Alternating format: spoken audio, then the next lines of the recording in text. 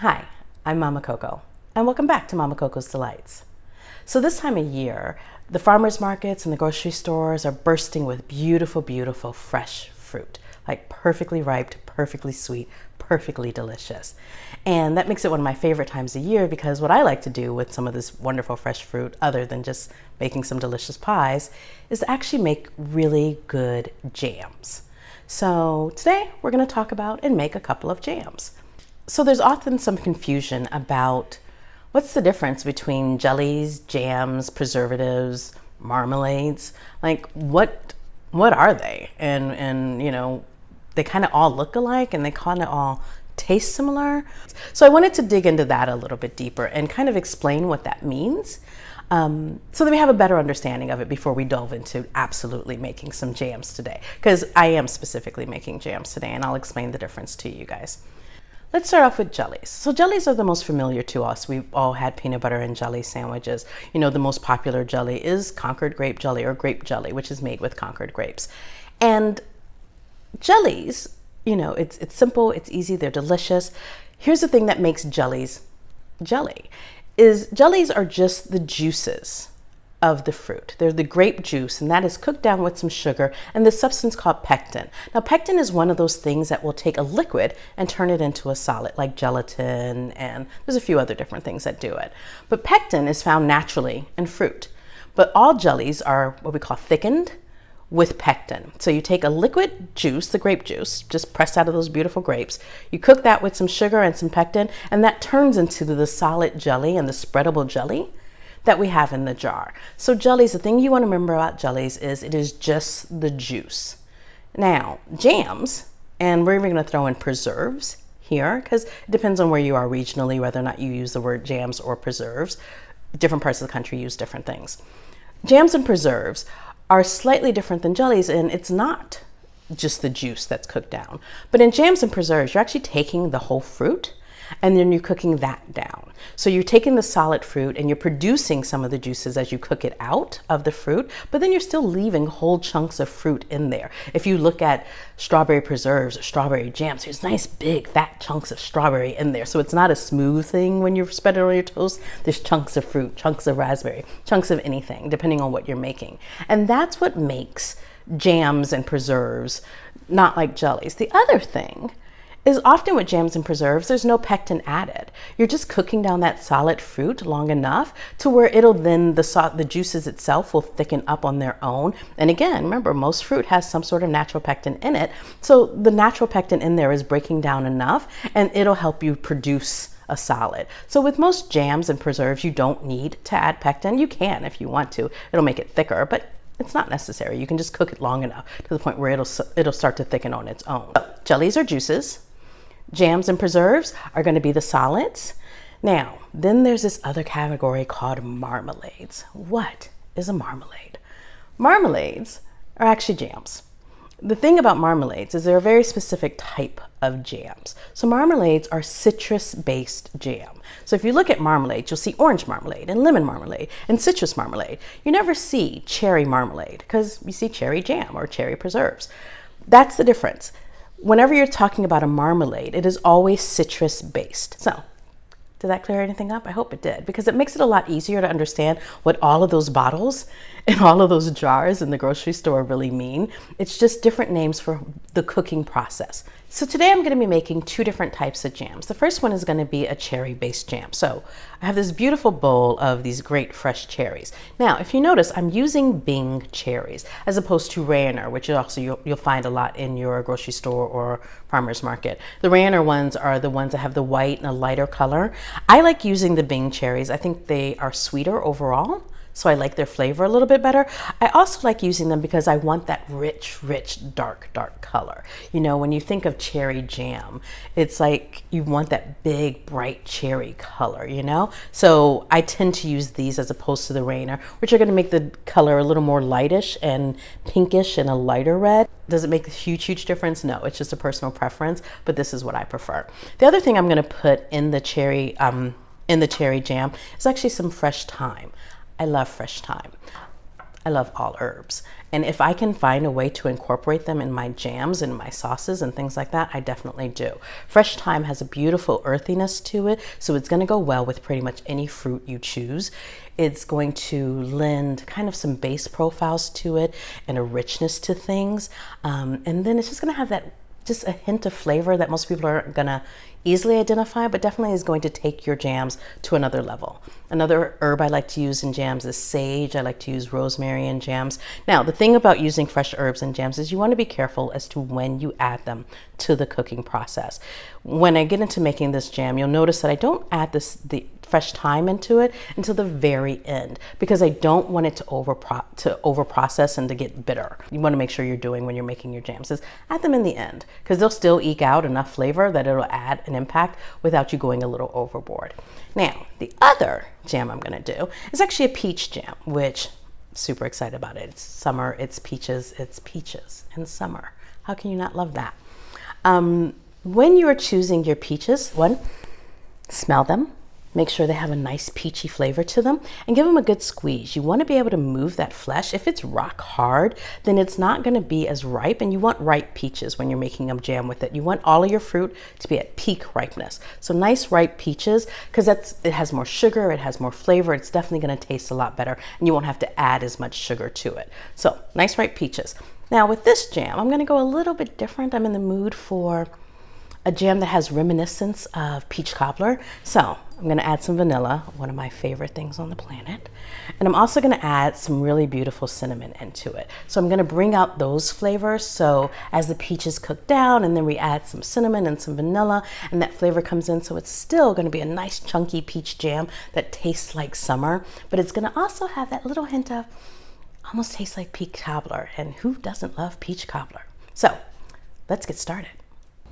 So I want to take a second to explain to you how I process the cherries. With most recipes that you find, it's going to call for you to pit the cherries and then cut the cherries into small pieces. And that is really inefficient as far as time management is concerned. And as a chef, I'm always aware of time management. So what I'm doing here is pitting and cutting the cherries in one fell swoop. So in this picture, you can see I'm taking the pieces off, and I'm going to explain to you how I'm cutting it. Now, I grab one of the cherries and I literally run the knife using the pit as my guide around, and then I turn the cherry around and run it again in the opposite direction, kind of making an X movement. So I'm cutting the cherry into 4 pieces. Then I'm literally going to pick those pieces apart and throw the pit to the side. Again, it's about being as efficient as possible. So again, cutting around using the pit as my guide, turning the cherry in the opposite direction, cutting it again,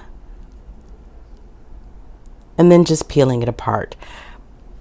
No extra tools, no extra time, really quick, really easy, really efficient, because it's a large bowl of cherries, so it's going to take you some time to get this stuff done anyway. Okay, so I've got all of my fruit prepped, and I wanted to take a second to talk about just that, the prepping process for jams, and how kind of extensive it is. I am choosing to make a peach jam and a cherry jam, and both of them take a lot of fruit prep time. So if you look, here's my cherries. I've got them, they're all cut up and quartered. Right now they're sitting in some sugar that's going to be in the recipe anyway, and I just kind of let them sit to produce their own juices. And here, let me show you my peaches. The same thing with my peaches. I've got them peeled, I've got them cut into, just kind of rough chopped into pieces, some big and some small. And all of that liquid is coming from the sugar that they've been sitting in, which is the sugar in the recipe. Now, it's a lot of work. I'm not gonna lie to you, it's a lot of work. If you're one of those people and you know that you're just not gonna be the person who spends an hour and a half, sometimes even 2 hours prepping fruit, then don't use peaches and don't use cherries. You know, you can actually use fresh strawberries, fresh raspberries, fresh blackberries, and those kind of things. Use smaller berries. Those don't need any of this prep. You just kind of take them out of the box and rinse them and throw them in some sugar, and voila, get them on the stove as quickly as possible. I wanted to address that because I think that a lot of people will not make jams because they feel like it's too much work. There are easier jams to make. And don't let anybody guilt trip you into not using frozen fruit. I prefer fresh fruit because I like using the bounty of the season, but frozen fruit is picked at the height of its freshness and then frozen immediately. So it's just as good. And you don't have to chop it up and you don't have to peel it and you don't have to do any of those things because that's already done for you in the bag. Yay. So use what you can. Understand who you are as a chef. I'm a pastry chef, so me spending 2 hours on one project is kind of what I do. But if you're not that person, if you're not into that kind of geekiness, you don't have that kind of patience, then dude, use strawberries. 5 minutes, boom, in the store. Get a bag of blueberries from the grocery stores. Blueberries are great because you don't have to do anything but rinse them. Put them in a pot and go. So I wanted to talk about that and make sure that you guys are using what makes you happy. And if you decide that, I like this jam thing, I'm gonna bump it up a little harder, then yeah, use your peaches then, or use your cherries then. But in the meantime, if you need to make it simpler, make it simpler. Okay, so let's get cooking. So now we're at the stove, and I just want to let you know what's in each of these pots and the process that we're going to go through. Now in this pot, this is our peaches. This is just peaches and sugar. All of that liquid you see is the liquid that came out of the peaches once you let it sit with some sugar. And this other pot, if you can see, is our cherries. Now the cherries, if you notice, have a little less liquid, just because cherries produce less liquid. In the recipe that I'm going to post, I actually say that you want to add about 1/4 cup of water to your cherries. I'm not going to do that now because I've let my cherries sit long enough for them to produce that liquid on their own. If you're not going to let your cherries sit in the sugar for a really long time, then what you want to do is immediately if you're going immediately into pot, you want to get them with the sugar and add about 1/4 cup of water to it, just so it helps with that, because cherries produce a little bit less liquid than a lot of other fruit. Now I'm going to go ahead and with both pots, I'm just going to add a little sprinkling of salt, a tiny sprinkling of salt. Salt is a flavor accentuator, and I'm a chef, and chefs add salt to everything. So that's just what we do. So I'm going to add a little bit of salt to it. And in the peaches, I'm only going to start it off with a tiny bit, but I am going to start off with a tiny pinch of cinnamon. Okay, maybe more than a tiny pinch of cinnamon, but a tiny pinch of cinnamon in there. If you need a measurement, that was probably 1/8 of a teaspoon. A pinch is generally going to be about 1/8 of a teaspoon. And I'm going to stir that up, and then I'm going to get these cooking. Both of them are going to go on medium to low heat. Here's the deal.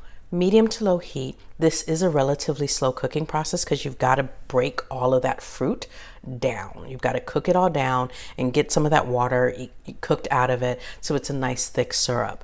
You want to make sure you are stirring these things. And you don't have to sit here and stand over it and stir it every 15 seconds. No. So you want to come back to it often to make sure you're stirring. Because if you're not constantly moving, the sugar that's in this will stick to the bottom and start to burn.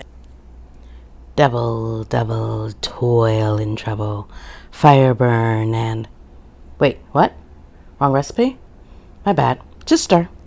So I just want to show you this, and I want to let you know what we're looking for in the cooking process. Because yeah, these things take 30 to 40 minutes to cook down, but you need to look for some very specific things. So let's start with the peaches. If you look at them, the peaches are still kind of firm in their shape. They haven't cooked down they've cooked down, but they haven't cooked down completely. And we want them to have some shape to them, but we also want a little bit of a breakdown to it. So these aren't quite done. The other thing I'm looking at with these peaches is if I pour up some of the liquid, see how fast that drains off? That means there's still a lot of water in that. And we're trying to cook out some of this water, and it's going to thicken up naturally when it's done, but there's still a lot of water. So those are going to take just a little bit longer to cook, just to get rid of some of that water. Now, if we look at the cherries, on the other hand, see how much those cherries have broken down? Like, that is beautiful. And if you look at it, and it may not be as easy to see, but I think you can see it. It's definitely when you feel it.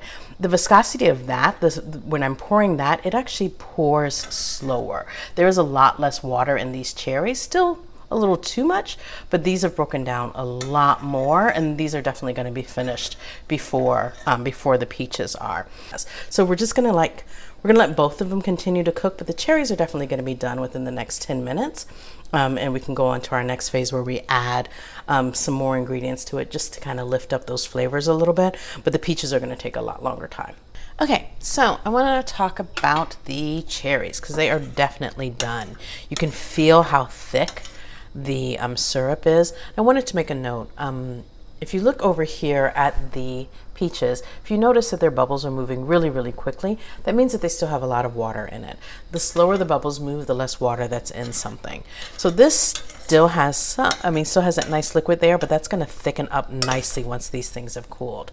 Now, for the cherries.